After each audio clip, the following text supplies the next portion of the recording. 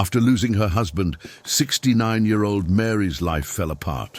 With nowhere else to go, she was forced to move into a dilapidated old house she inherited from her father. But when she opened the hidden compartment behind the wardrobe, what she found inside wasn't just an old memory. It was so shocking, so mysterious, that in that moment, her life was about to change forever, and this discovery would uncover the town's half-century-old dark secret. Before we begin, where in the world are you watching this story from? If you love stories of ordinary people whose lives change in the most unexpected moments, don't forget to subscribe, because tomorrow's episode will make you question everything you believe in. The rain that morning had fallen over the city like a grey curtain. Mary Turner sat by the window, watching the drops slide down the glass. Silence filled every corner of the house. Within that silence, she still wished to hear her husband's voice. "Mary, don't let your coffee get cold," William would say. But now, she could barely find the strength to even make coffee. She was 69. It had been 3 years since her husband passed away.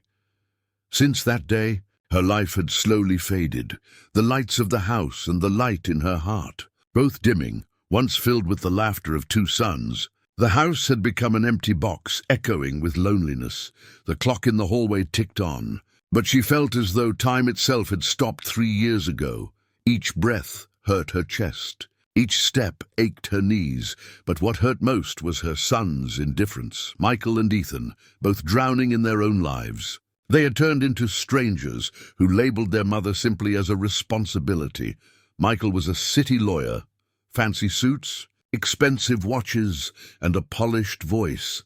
Ethan was a man who couldn't hold a job, always finding excuses to delay his debts. Over time, their love had faded. Impatience and financial concerns took its place. That morning, when the doorbell rang, Mary put her cup down on the table. Whoever was knocking sounded more like a debt collector than a visitor.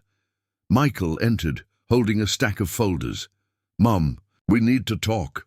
Did something happen, son?" "It will," he said firmly. "You can't keep living like this. The house is falling apart. Bills are piling up. We're thinking of what's best for you." Mary had heard that sentence many times over the years. "We're thinking of what's best for you." But what she really heard was, "We have plans for your house." Michael spread the bills out on the table, circling the numbers with his expensive pen. "Look, Mom," he said, "you can't live with this much debt. Ethan and I talked. The best thing is to sell the house. You can move somewhere smaller and safer." "This was your father's house," Mary said.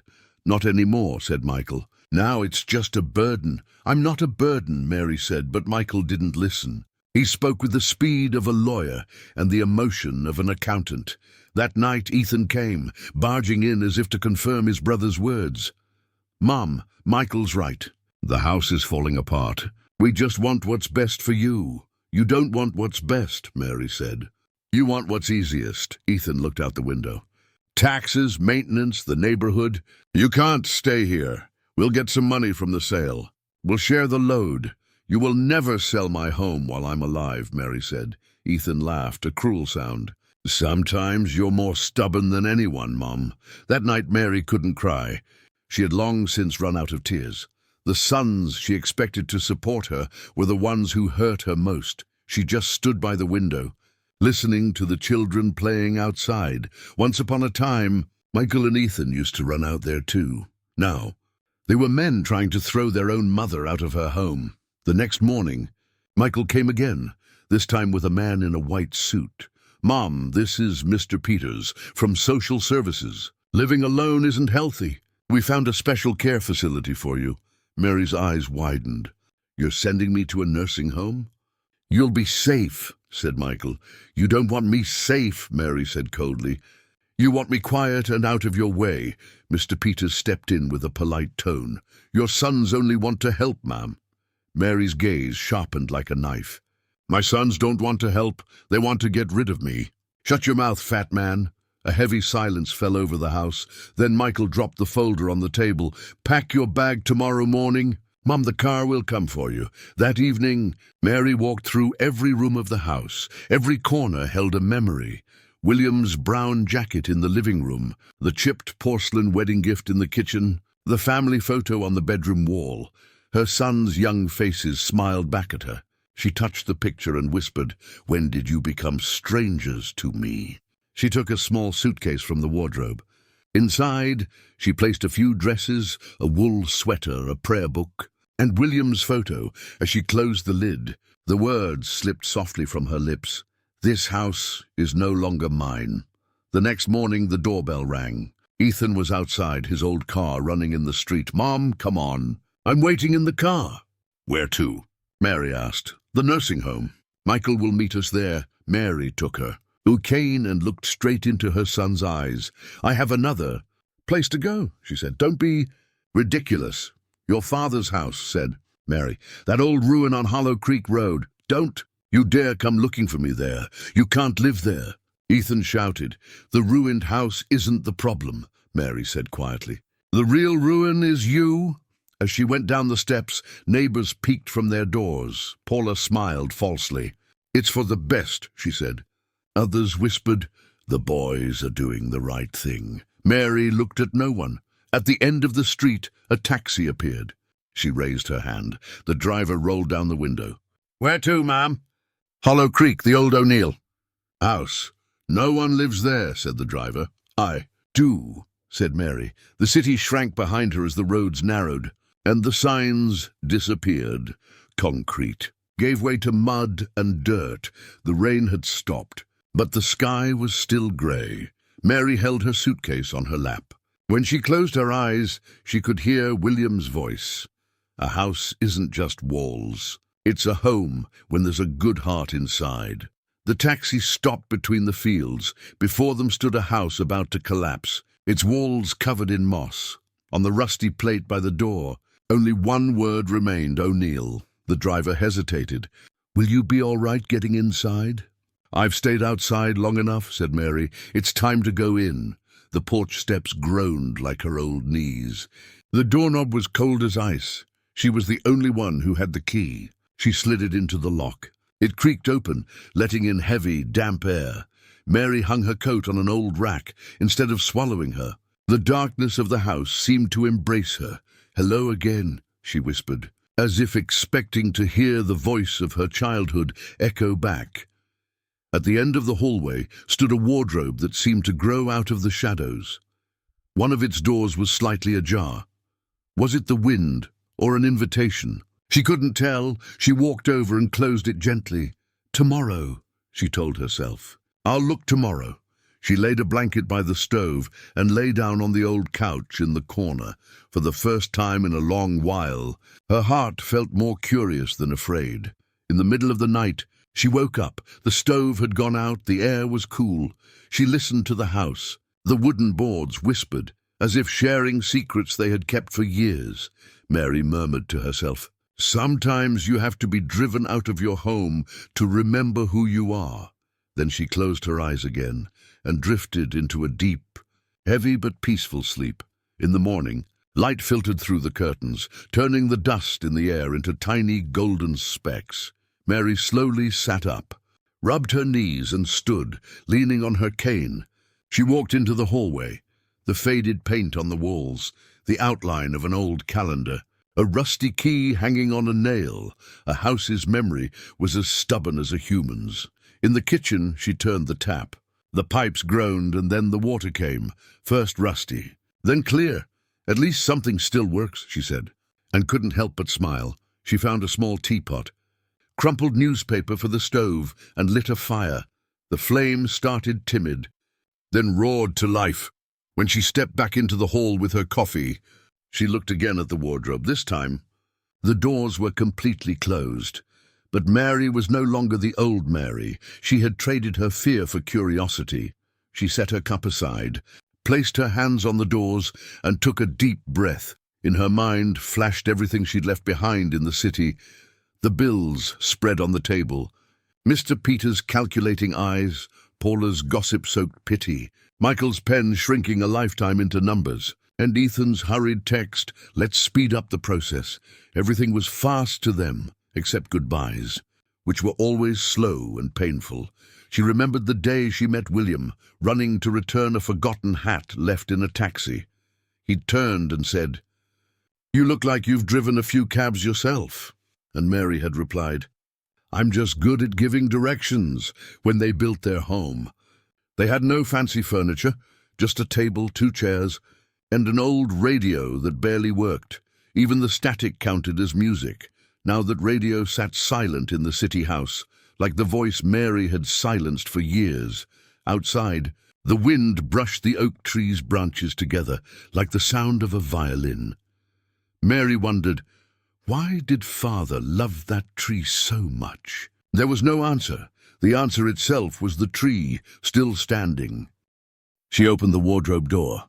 Dusty clothes, rusty hangers, a folded blanket, all just as they'd been. But the back wall looked newer than the rest, as if it belonged to another world. She pressed her fingertips against it. The thin, rotten wood sank slightly, then gave a faint crack. A small compartment opened from the darkness. Mary's heart began to race. Inside was a yellowed old envelope. On it, in faded ink, were a few words. "For Mary, if you're reading this, the time has come." 1,000 thoughts rushed through her mind. What could this letter say? A confession? A hidden secret? She couldn't remember the last time she'd felt such excitement. Her hands trembling, she opened the envelope. 2 things fell out, a letter and an old map. The paper was worn, but the writing was still legible. The handwriting was familiar, slanted, distinctive. Mary's throat tightened. It was her father's handwriting. "My daughter, if you are reading this, it means I'm no longer in this world. I was always distant toward you.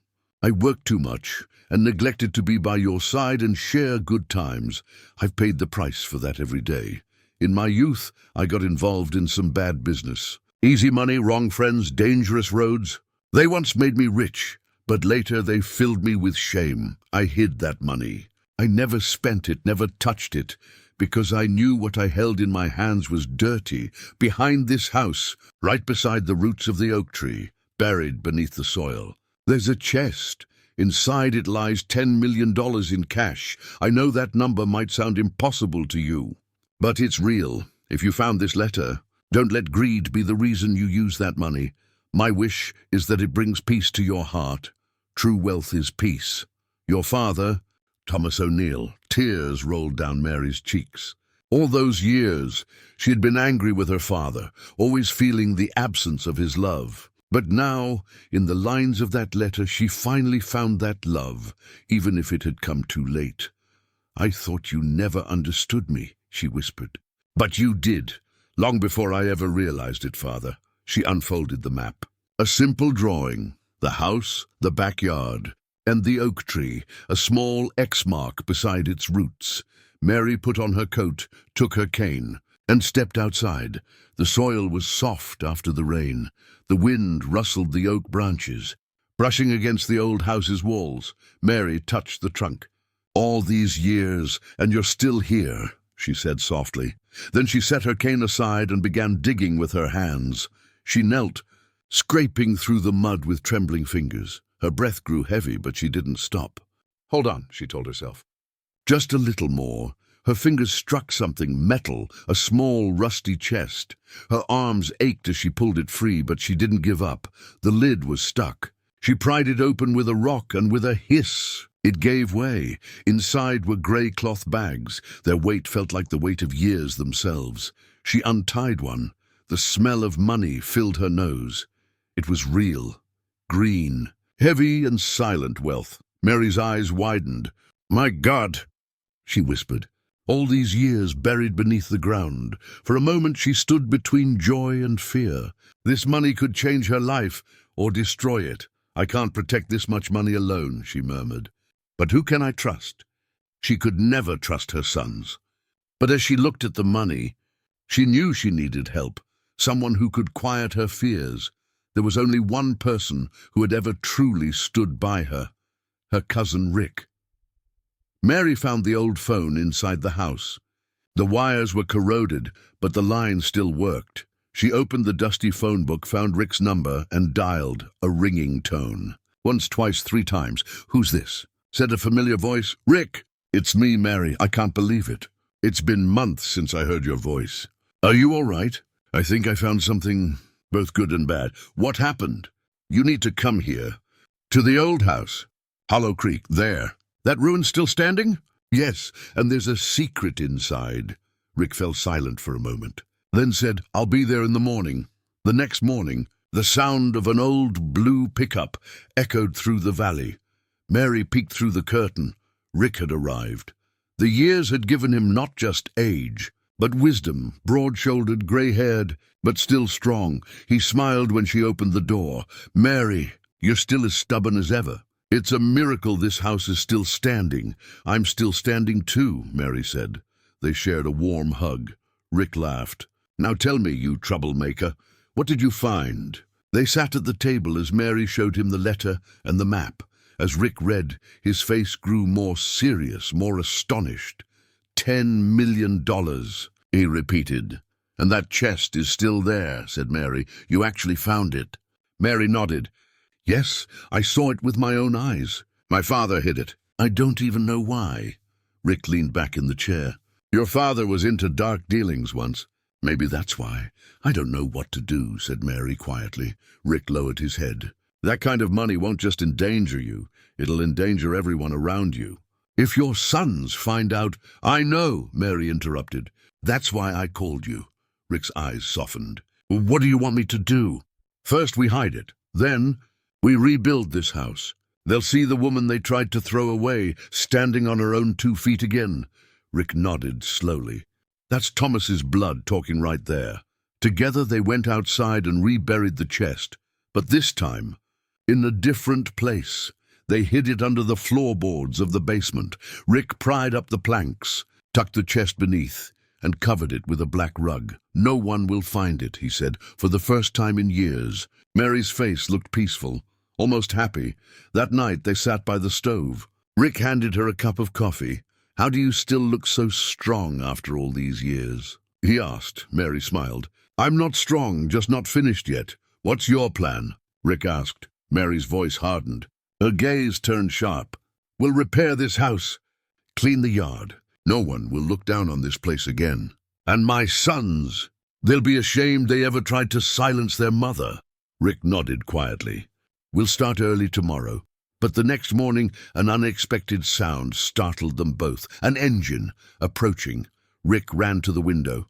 Mary, someone's coming. Mary's face paled. A shiny silver car emerged from the dirt road. Michael's car. They found me, Mary whispered. Rick peered through the curtain.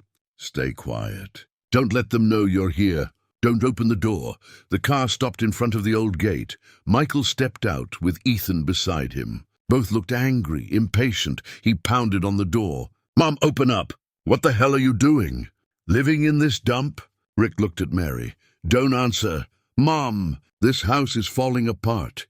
You'll die here. You need to go back to the nursing home. We'll call the police. Mary stayed silent. Her heart pounded, but her face was stone. For a while, voices echoed outside. Then the sound of the car faded away.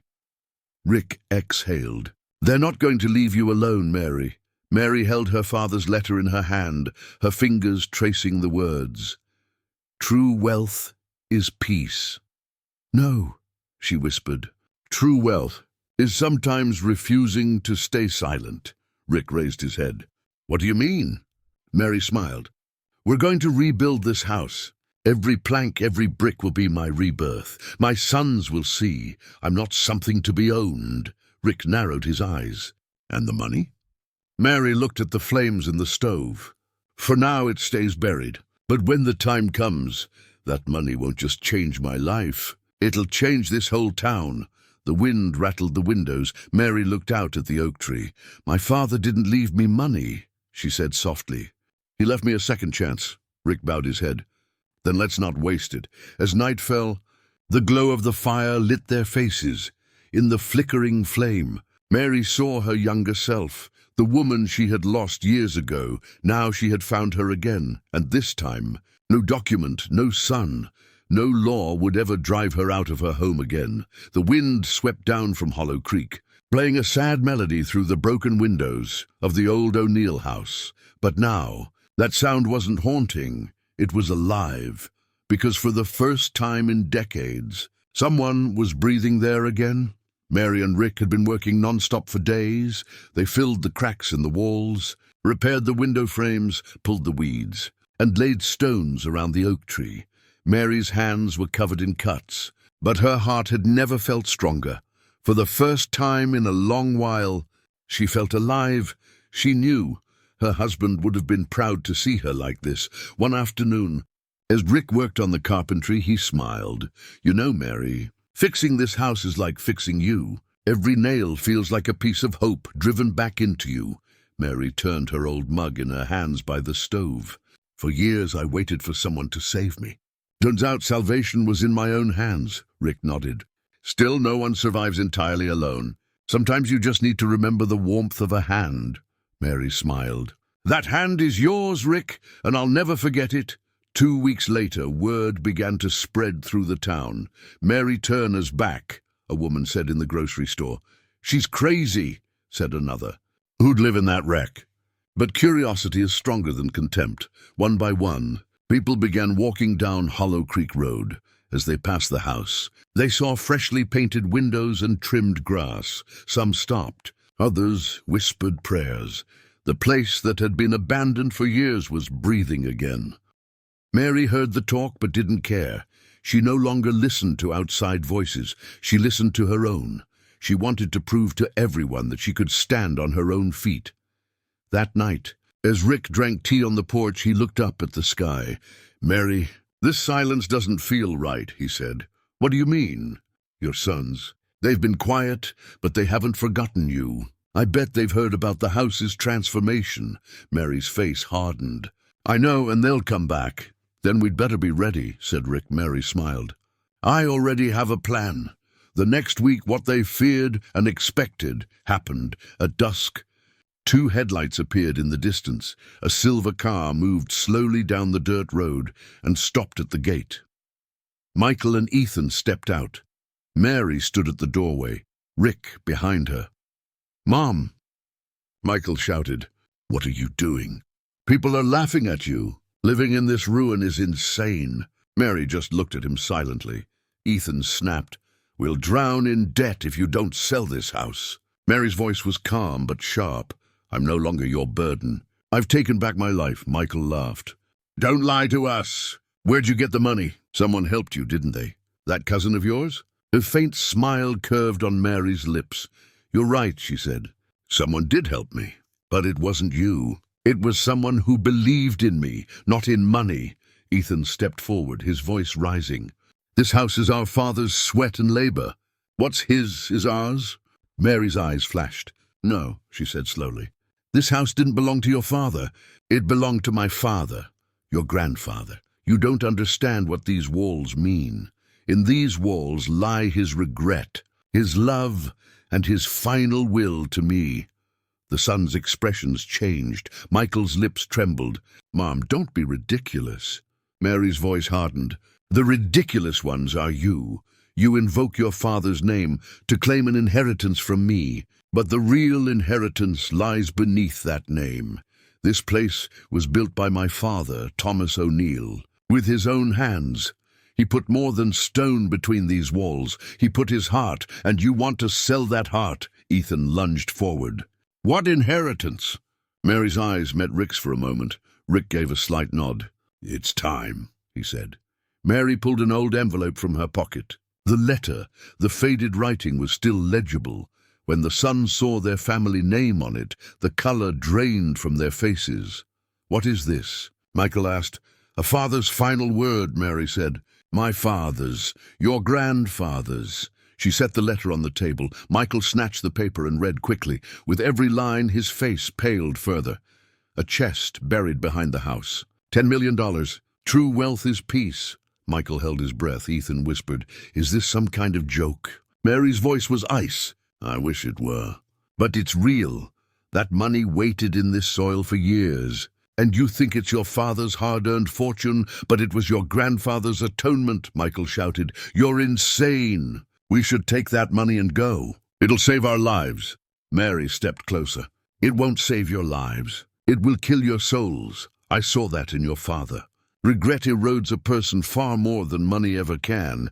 Ethan, furious, yelled, Then why are you hiding it? So the world will think you're some kind of hero. Rick cut in. Enough, he said. I'm ashamed of you both. Stay out of this, Michael snapped.